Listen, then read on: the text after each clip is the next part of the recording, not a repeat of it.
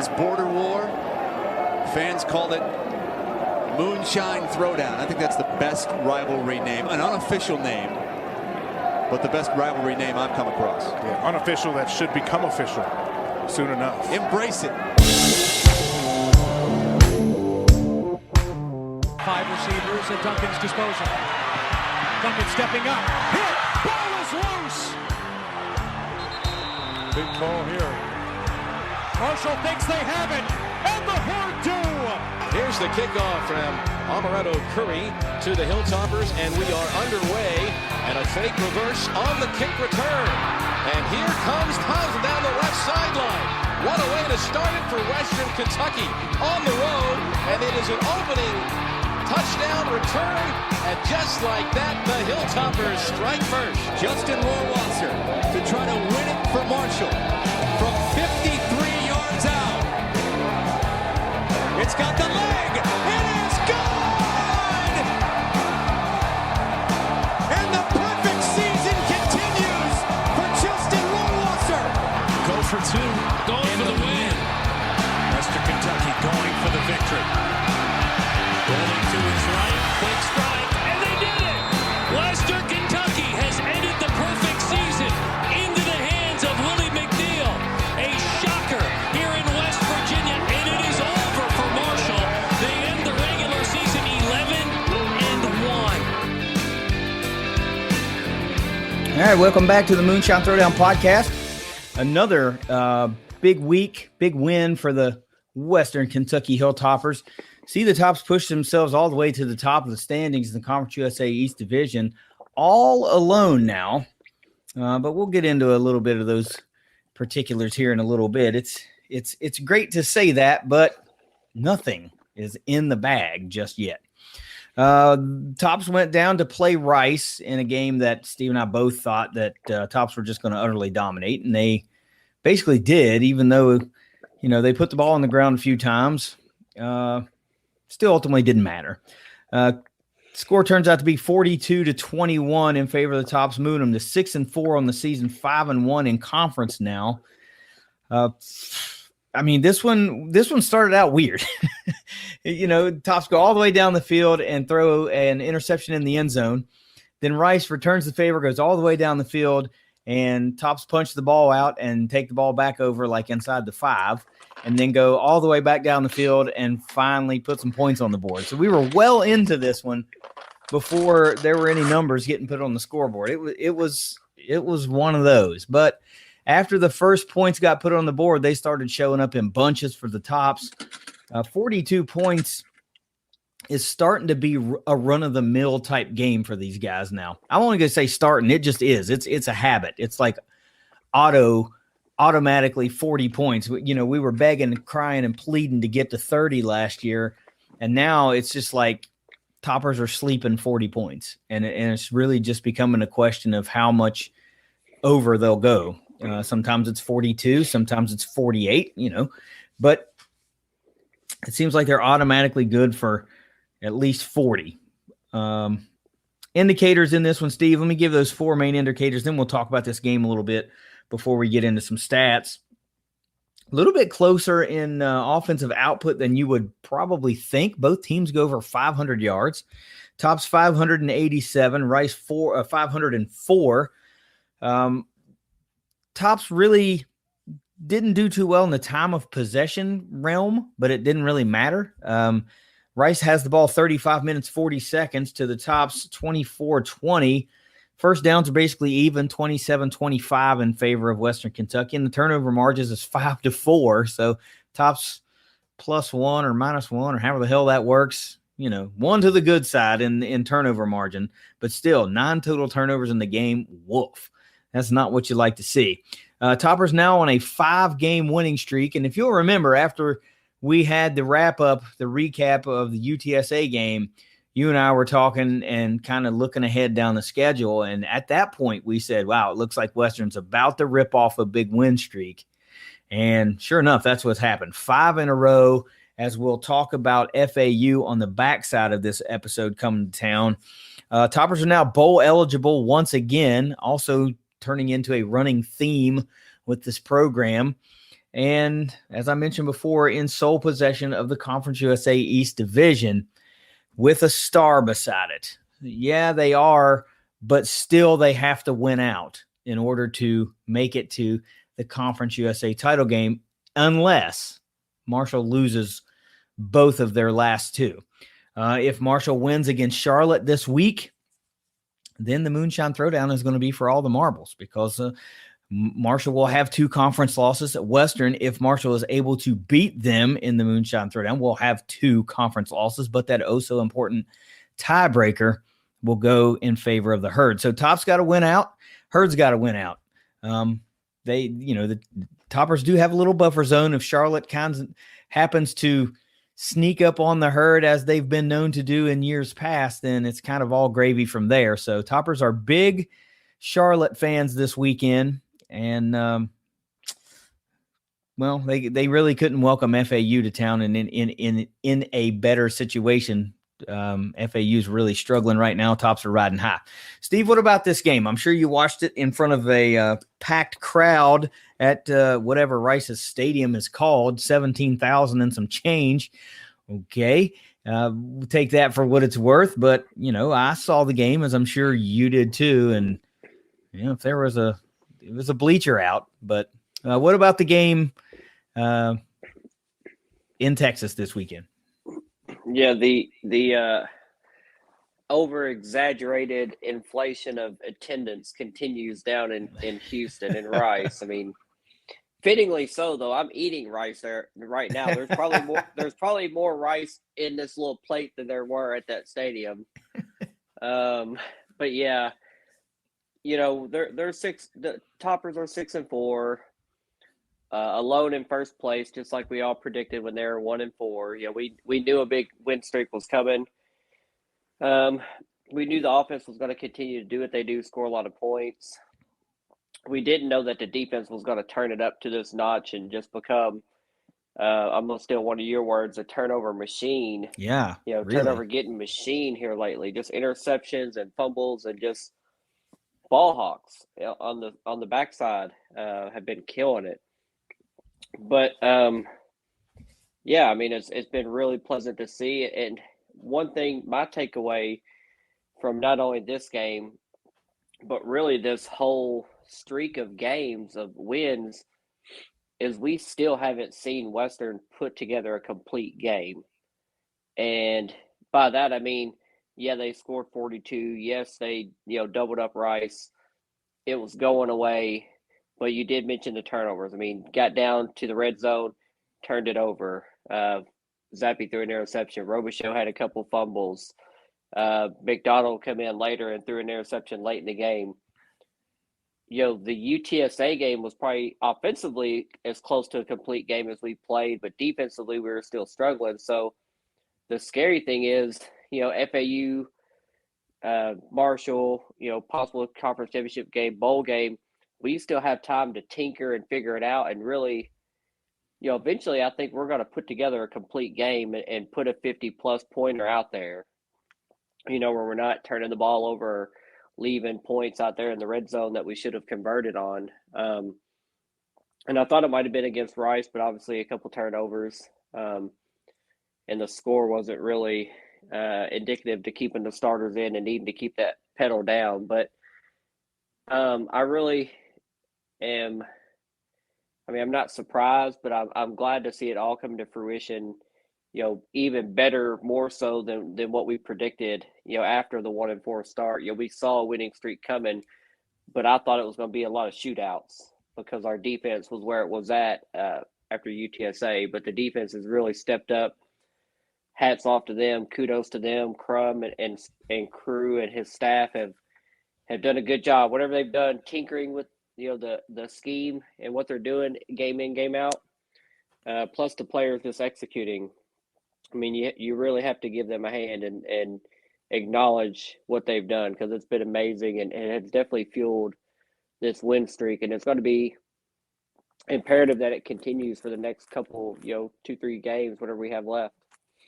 I tell you what is most intriguing to me about watching the rise and I don't know what they call it. I don't want to call it a rise. It's more like you said, like something got tinkered at the defense, and it's just different. It's just different.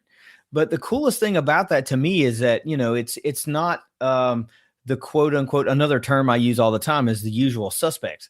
It's not the Malones and the Joneses out there making play after play after play after play, and it's just like everybody else is in a supporting role. It's like every single game, it's somebody different having this monster game. To come full circle back around to that turnover machine term that you were using a minute ago. 2 weeks ago, it's Beanie Bishop with a great game. Last week, it's Amari Alexander with a 2-interception game. But still, it's 10 interceptions now in the last 2 weeks, 2 games, and it's by a myriad of different players. Yeah, some guys have multiple, or have gotten a couple in different games this year, but by and large, this is all different guys that's like doing this damage. So this is something, I don't want to call it unprecedented because I'm sure it's happened before, but since we've been doing this podcast, I'm not sure that we have seen this much production from this amount of guys in this short of a period of time ever. So in those terms, it's kind of unprecedented what we're seeing, especially with what we were seeing in the beginning of the year. We were not shy about saying some things about, they couldn't stop anybody. And we weren't shy about saying that. And that's what makes this even more remarkable of what we're seeing now.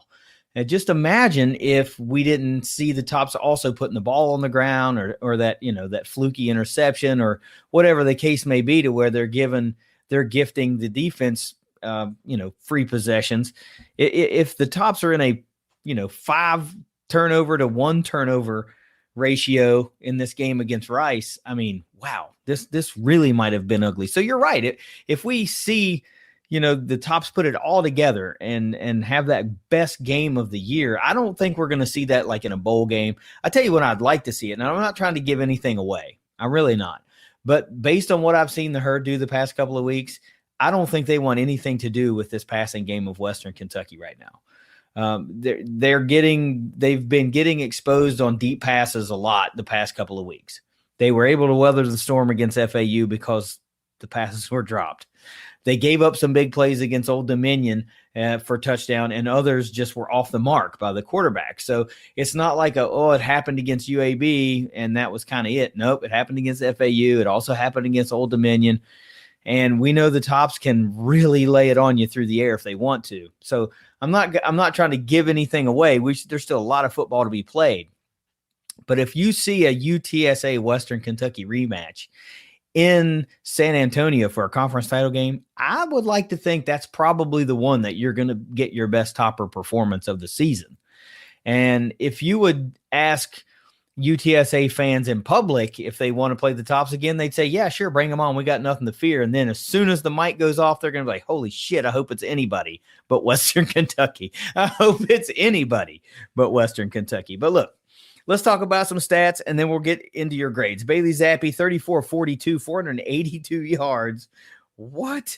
5 touchdowns, 1 interception, 89.3 QBR. I saw the other day, Steve, that if he continues on his average yardage per game, or maybe he has to be just a tick above what his average are, he has the potential to break the all-time, passing yards in a season record, which would be utterly amazing.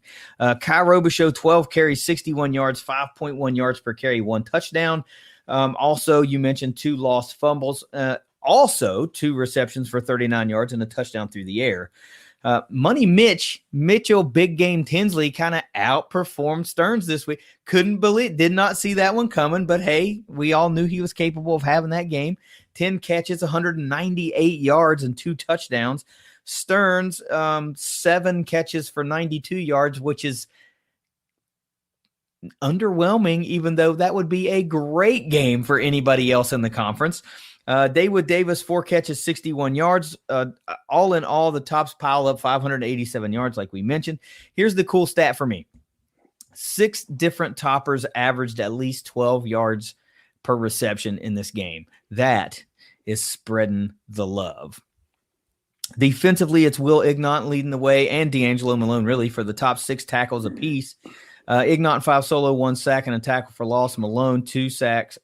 2 solo, 1 pass defended, and a quarterback hurry. No sacks for Malone. Darius Shipp, great all-around game. 5 tackles, 5 solo, 1 sack, 2 tackles for loss, and a pass defended. Tops do give up 504 yards, as we mentioned, but of course they did also turn the ball over 4 times, so that leads to some extra yardage. But impact plays, not bad. 3 sacks, 5 tackles for loss, 4 interceptions, and a fumble recovery. 2 by Omari Alexander, interceptions that is, 1 by Don Bradshaw, and Halacey had 1 as well. Special teams-wise, Beanie Bishop had 18 yards per kick return on average. Narveson, no field goals attempted, 6-6 on extra points. Haggerty had a 45-yard punt average and a long of 56. Whew, that's it in a nutshell for your Western Kentucky Hilltoppers against Rice. Steve, let's get into grades.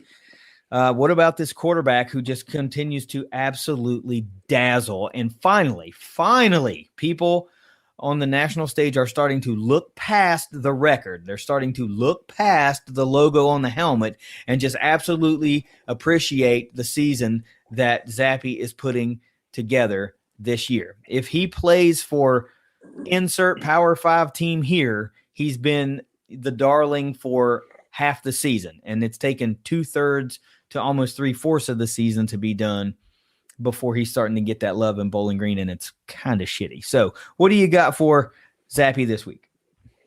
Well, Death Taxes and Bailey Zappe Conference USA Player of the Week. That's right. Yeah, that man, he's amazing. Another good game, great game. Got to get pulled early, which I kind of hate to see. It's terrible, baby. I kind of want to see him pad some stats because I have seen that projection that, if we win out and conference championship game and bowl game, right, and he continues on this 400+ yard average, he has a chance to be, top 3 all time, if not, 1 or 2 in all time passing yards, and even way up there in touchdowns as well at the rate he's going. So, I hate to say I want to see him pad some stats, but that's how he's going to get noticed on some of these award lists. But yeah, definitely a good game for Bailey. Hard to complain with what he's doing. That interception early in the game was, obviously you wouldn't like to see it, but, just nitpicking, little things that, that's one interception. He gets it out of the way and then he balls out the rest of the game. So, that man has an A pretty much every game. I refuse to have a fast start. Yeah. You've been preaching that since, game 1. And that, I guess the fast start has to come after that initial turnover, whatever. You mentioned the offensive player of the week in the conference this week. The semifinalist, award things are starting to kind of come into focus a little bit more, to the point that I can't keep track of what the next one is this week, or the latest one is. But I will say that earlier today, as we record on, what day is it? Monday night, early Tuesday morning, that he did accept his invite to the Senior Bowl. So that'll be nice. First Topper quarterback to go to the Senior Bowl since New York Jets starting quarterback Mike White.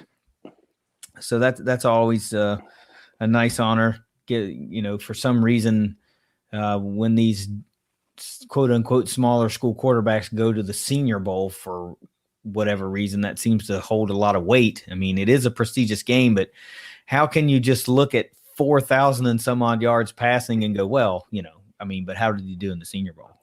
I mean, let's be real. Offensively as a whole, 42 points on the board. Like I said, that is a run-of-the-mill game. 500 yards of offense, run-of-the-mill game. But whatever. It's still fun to watch. What do you got for this offense? Yeah, I mean, other than the turnovers, you could nitpick. Yeah, we threw a couple interceptions, had a couple fumbles.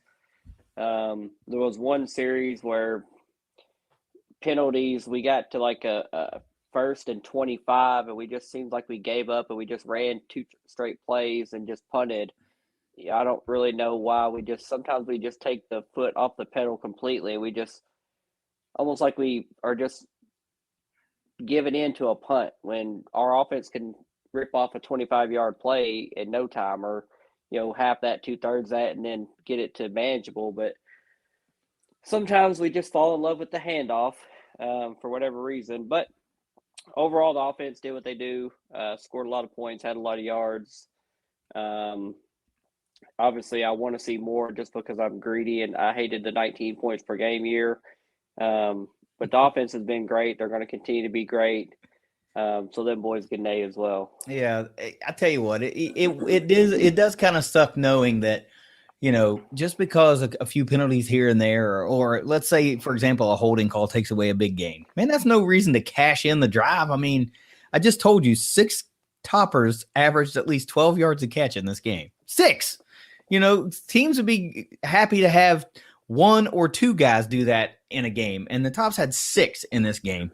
And a couple other notes I want to make. I don't know why I didn't mention this earlier. It really looked to me as if there were just as many Western fans in that stadium as there were Rice fans. And I know a lot of that has to do with, 4 guys having a homecoming again, basically. All of the Houston Baptist transfers, and really Zach Killey to that extent. It's kind of a homecoming for those guys. They're back in the state of Texas for the only time this year, unless a conference championship happens again in San Antonio. But these guys are just putting on a show. It's fun to watch, and a year ago we'd have been overly ecstatic about 587 yards of offense and 42 points, and now we're like, this is just another game, just another game. Defensively, 5 more turnovers, 4 interceptions, making 10 interceptions in the last 2 weeks. This is rarefied air. I mean, this is something pretty freaking amazing. It used to be, I hope we can get to the quarterback, get him off his spot type thing. And now you're like, hey, chuck it up in the air. We'll see who comes down with it. You know what I mean? It's like one of those, like, yeah, we got a pretty good chance of, intercepting the ball. So what do you got for this defense?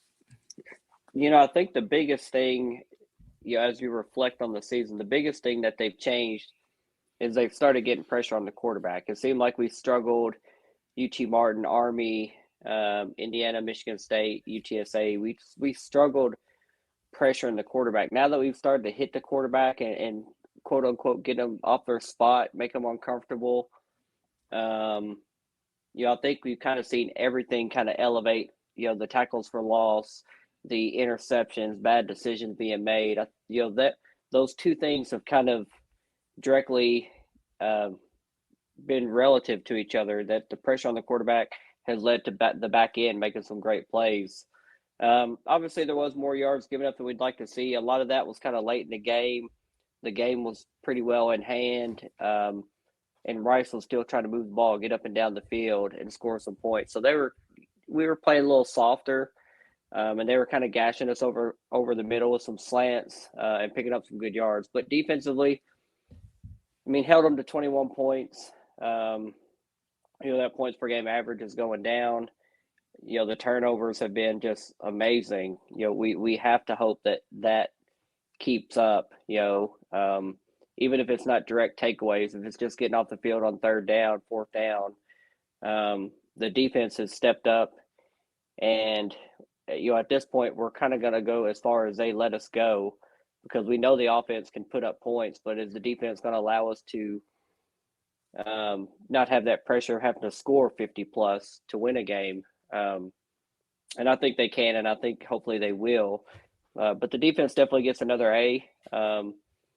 Love to see those guys balling out. Amari Alexander with a couple interceptions, Halisi, and then Don Bradshaw, another interception. So those guys, man, it's getting real fun to watch all these interceptions happen. That's for sure. Isn't it? I mean, just when you think, man, it's got to chill, it just doesn't. It just keeps on going.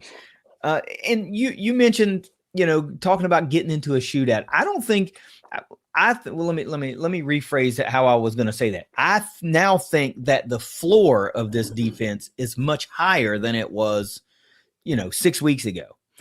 So I think that even if you're not seeing a turnover fest going on, that the ability to make consistent plays is at a much higher level than it was 6 weeks ago. So, to say, well, have to get in a shootout. I'm not sure that, that's the same type of get in a shootout as it would have been in week 4. You know what I mean?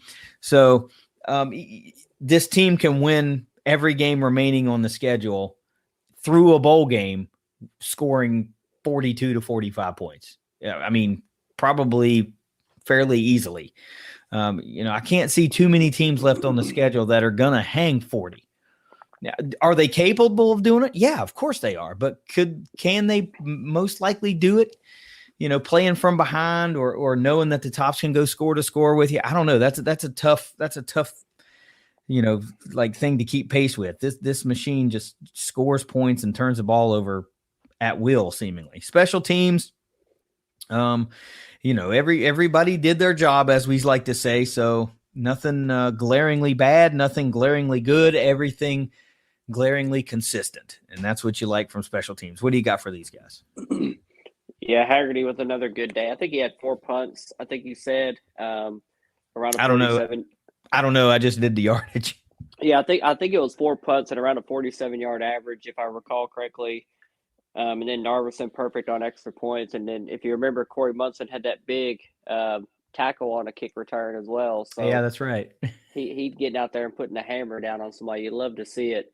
So, yeah, as long as those guys are doing their job, what they have to do, and not making no mistakes, I mean, they're getting an A just because they're just so consistent game in and game out. I mean, those guys are definitely a bright spot, and that makes things a lot easier for the complete flow of the game and field position battle and just everything. You don't have to worry about a glaring error on special teams. So definitely an A for those guys. Yeah, for real.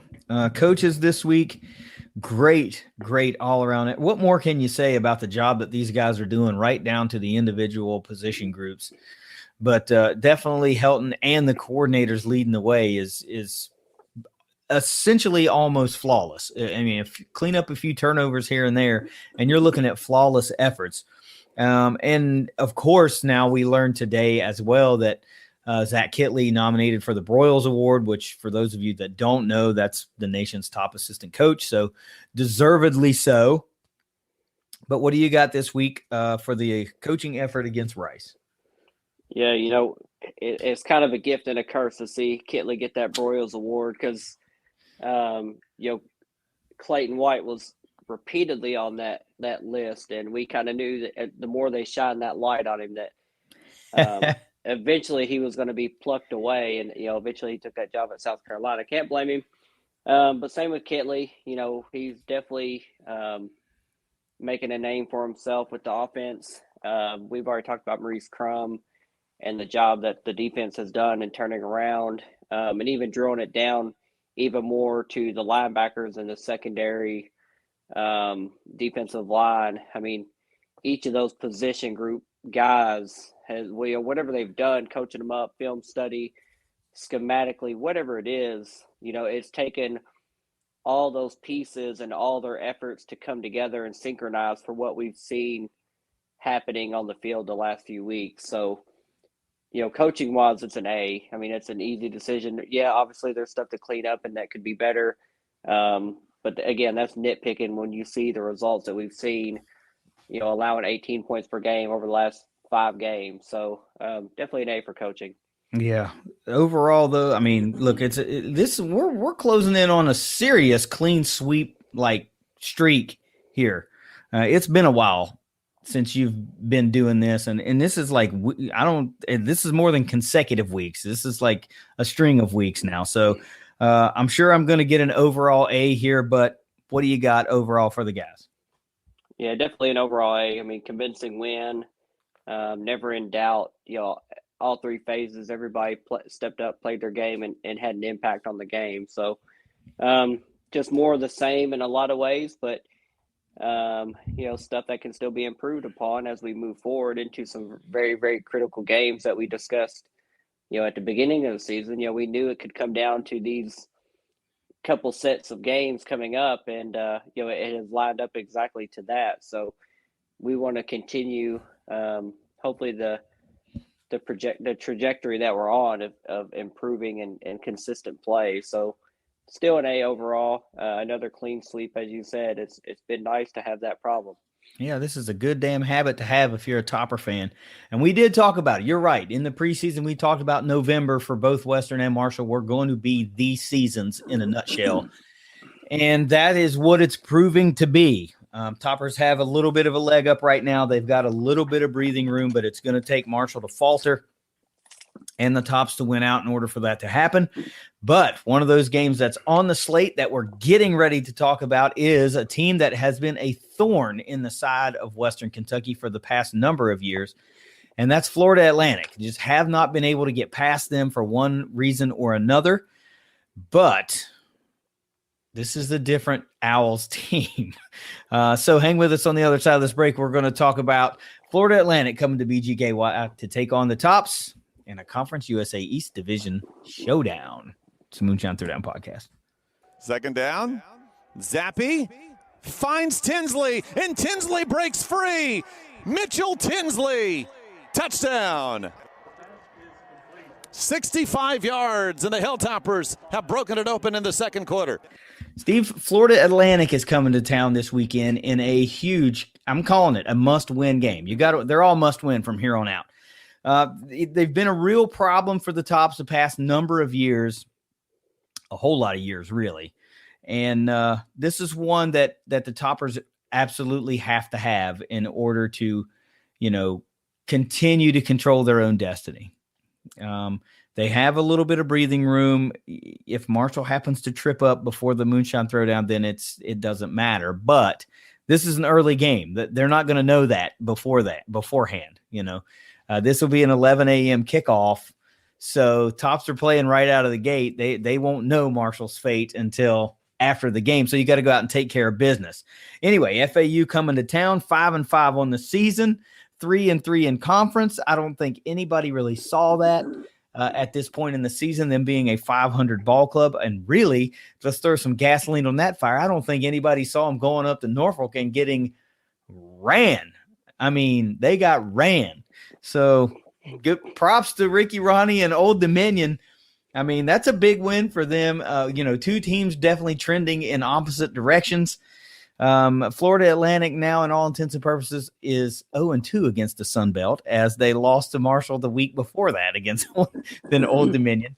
So American is 0-2 against the Sun Belt the past 2 weeks. Anyway, Power Index loves the Tops in this game.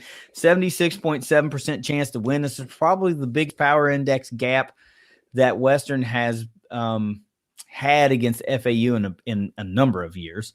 Tops are -10, which I tweeted when I saw that line. That's like stealing. I mean, Tops -10. Geez, take that one all day long. Over under 64.5. I don't know how that's going to play out because, I don't really, but -10. Sheesh. Jump on that before that goes to 15 or 16 and still cover it then.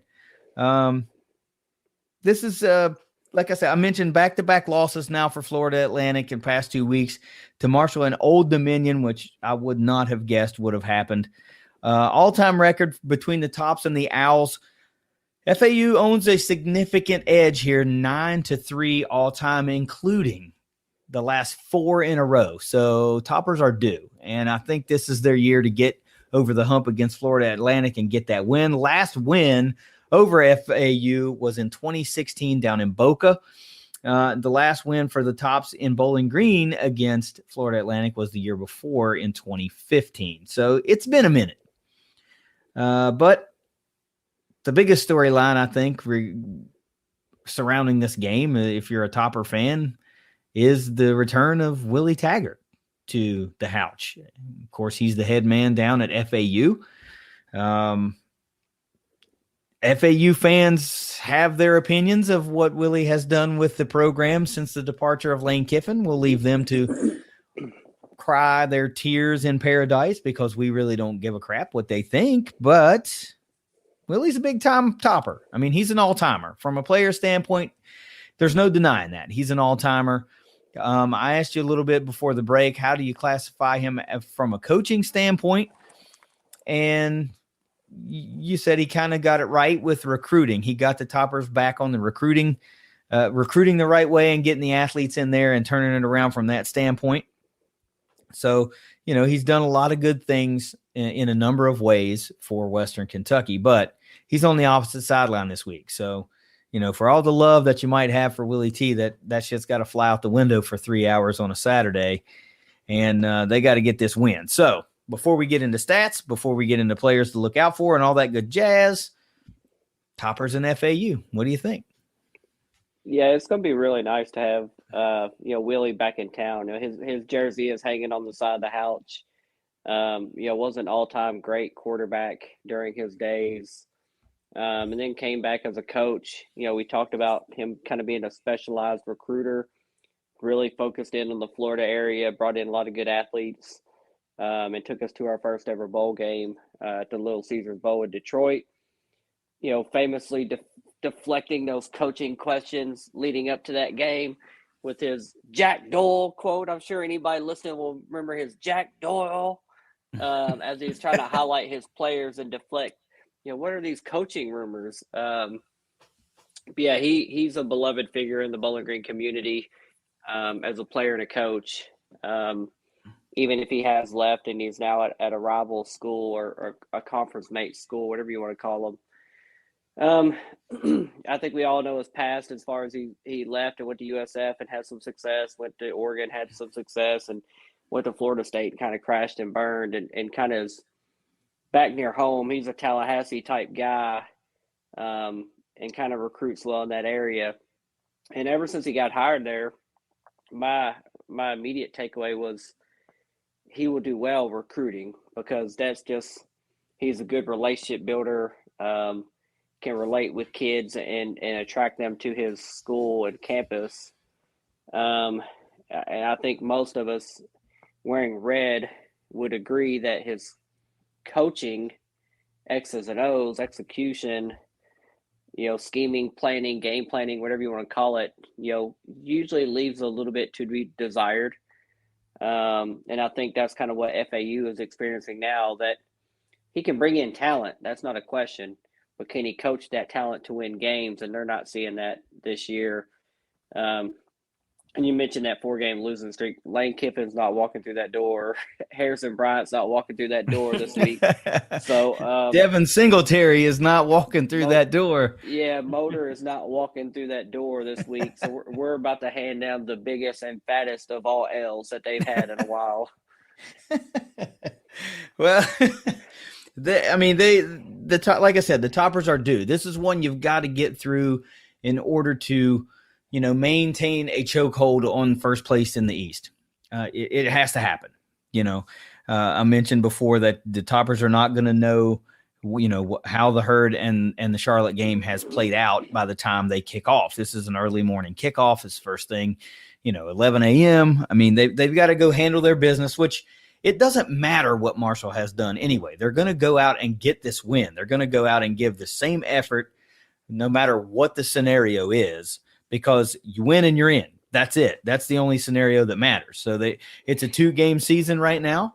And, in order to win both, you got to win the first. So I'm sure that's where the mindset's at. We're taking this one game at a time, just like every coach in the world ever says. And, we're not letting anything get ahead of ourselves and blah, blah, blah, blah, blah. But in the back of your mind, that there's probably a fair amount of boosters that would be like, hey man, we really want to beat Willie. could you hang 60? Could we get, 70? Could we do that? But no, in all seriousness, you take care of business here. And then it all comes down to the final week of the season in Huntington, West Virginia. If the Herd manages to beat Charlotte, which also is trending, they're kind of treading water. They couldn't get over the hump and whatever. Players to look out for. Quarterback for FAU, N'Kosi Perry, transfer from Miami, the Hurricanes, I believe. He had a pretty solid game against Marshall, and that's the only game I've watched him play this year. I'll watch him play. Well, actually, Steve, where is the game broadcast? It wasn't telling me on ESPN. Is this a Facebook game? Because it wasn't saying. I don't know. It's being broadcast from Houchin Smith Stadium for me. I don't know. I haven't looked at TV. Yes, I understand that. But for the rest of us that are several hundred miles away, it's not on the ESPN family of networks, or else it would have told me on the app.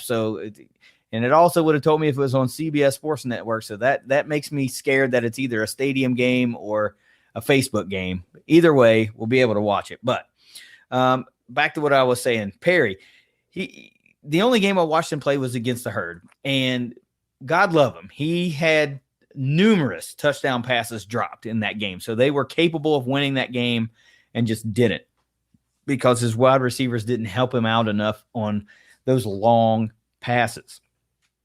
Still having a pretty solid season. Touchdown interception ratio is really good. 159 out of 269 on the season, 2,230 yards, 17 touchdowns versus only 4 interceptions. That's pretty good. He has been sacked 25 times. Also, the team's 4th leading rusher, despite those 25 sacks coming off, of course, your individual rushing yards. He has 53 yards to the good and another 4 touchdowns on the ground. The player for me that you have to just stop is running back Johnny Ford. 109 attempts on the year, 735 yards, 6.7 yards per carry, and 5 touchdowns on the ground. This dude was ripping the Herd to shreds until he got dinged up. He is just hard to get down, and he is a fast little something, let me tell you. A couple of wide receivers that we're going to spotlight. LaJohntay Wester, 45 catches, 560 yards, and 4 touchdowns. All team leads, touchdowns tied for the team lead for FAU. And wide receiver Brandon Robinson, 28 catches, 408 yards, and 4 touchdowns.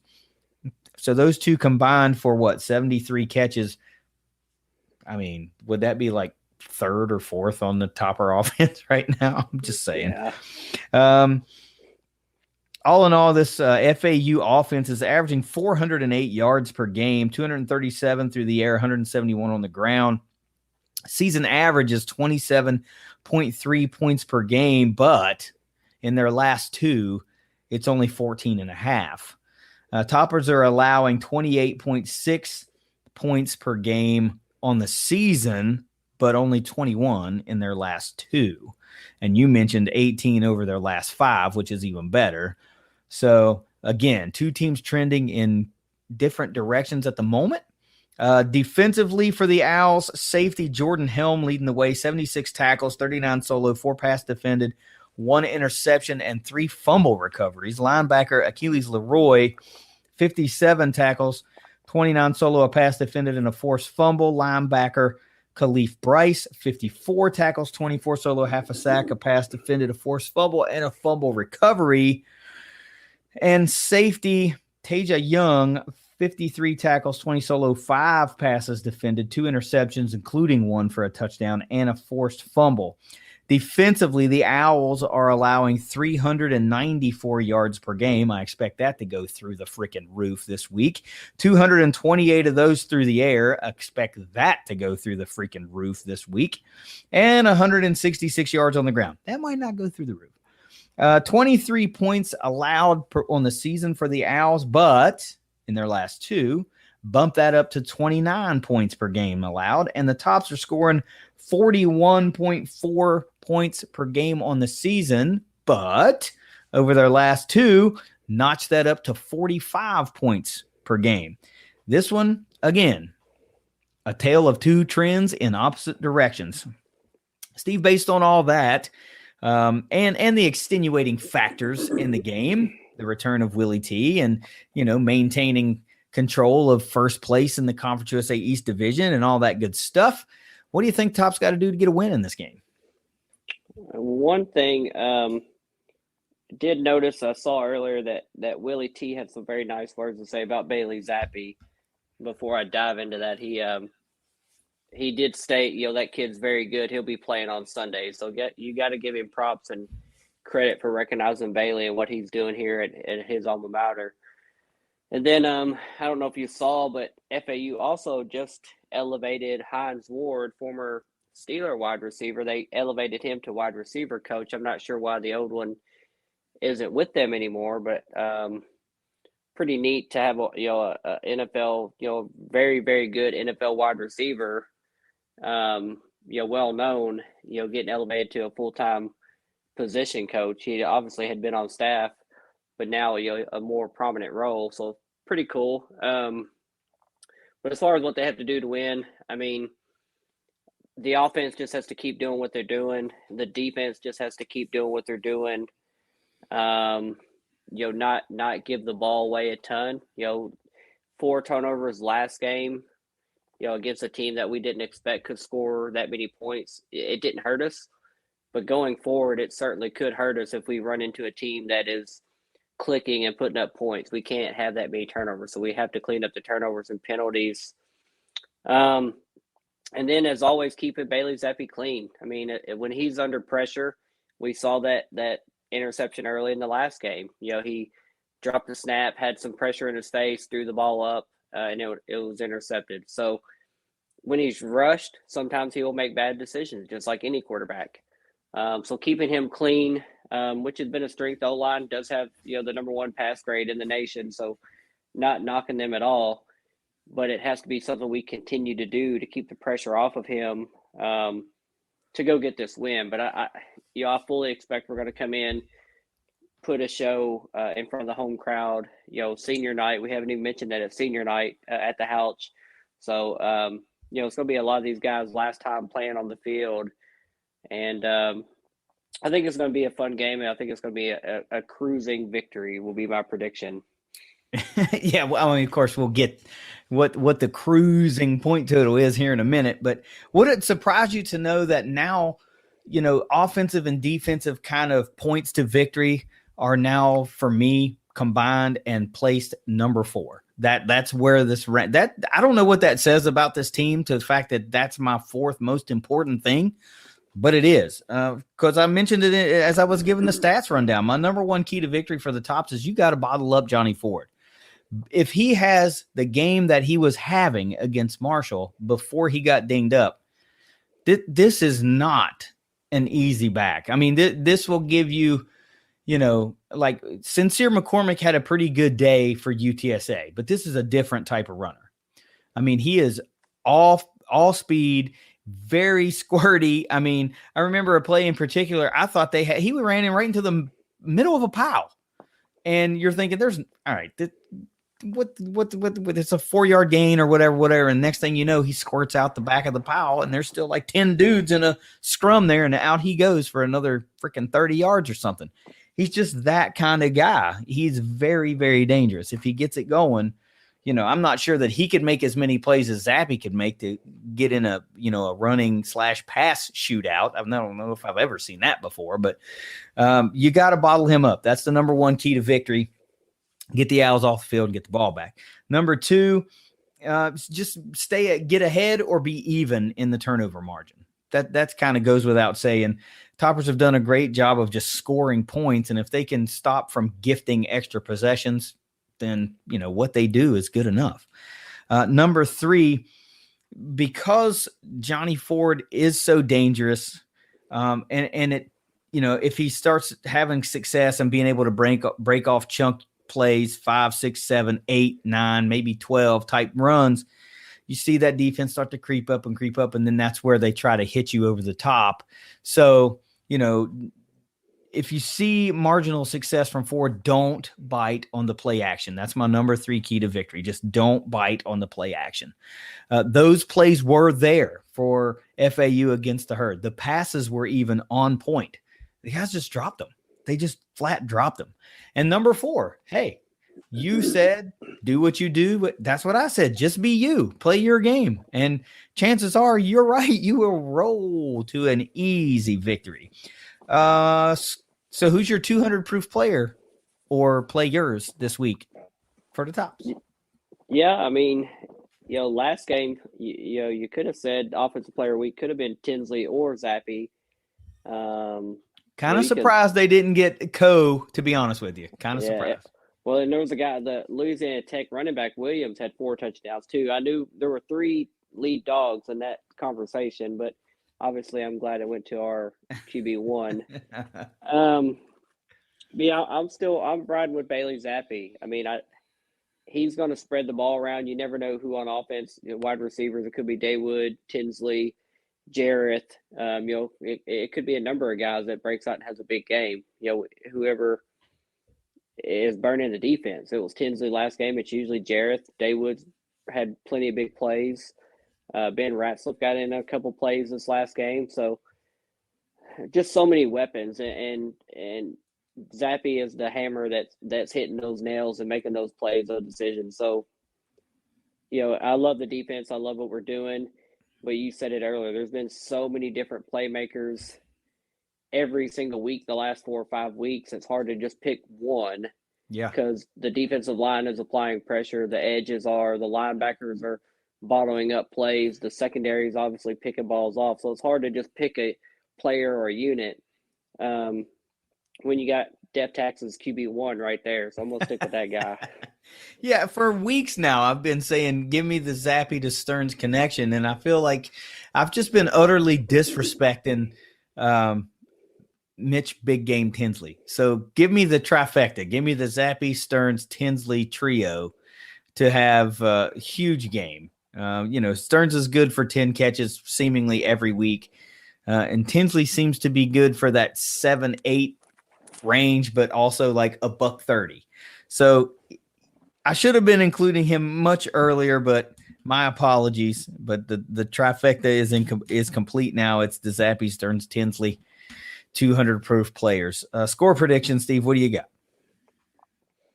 I think we're hanging a 50 burger this week. I'm going there. I'm doing it. I'm like Nicolas Cage feeling it right there. Like, let's roll. Give me 52-24 tops. Okay. 52-24. I wasn't thinking that was coming, but hey, 52-24, that's a 76 and obliterating the over. Smash it. And utterly dominating tops -10 at home.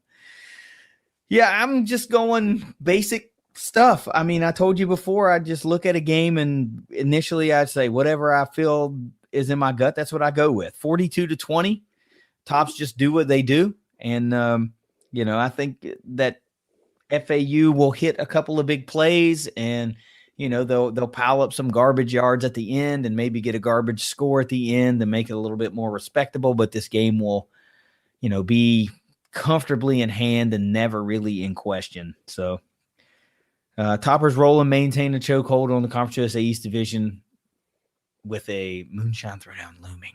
Final thoughts time. What do you got, Steve, this week? Yep. Another big game, coming off another big win in front of that packed Rice crowd. I hope the crowd, I haven't looked at the weather. I know it's been cold here in Bowling Green, Kentucky. I don't know what the weather is going to look like Saturday for that early kickoff, but obviously it's going to be cold. I just hope the fans do show up and support this team that's on a win streak now, especially for senior night. And with so much on the line, we're playing ourselves into exactly where we thought we would at the beginning of the season when we started out slow. So it'll be nice, like we said, to have Willie back in town. I'm sure he'll see a lot of familiar faces and a lot of people will seek him out and, appreciate his time here. But once that ball goes up at 11 o'clock, all bets are off. You're an enemy for a few hours. Kick him around the field, send him back to whining in paradise. So I'm excited for it. I think it should be a easy, fun victory. I can't wait to be there and enjoy it. Last one of the season at home. Still planning on making at least one more football trip this season. We'll see what the bowl game decides. But I think it's going to be a good game, fun game, and definitely is going to make the Moonshine Throwdown, on Black Saturday just that much more intriguing and that much more on the line for kind of, that East supremacy, the bragging rights, the rivalry, just everything that this game has built up to over the last 6-7 years.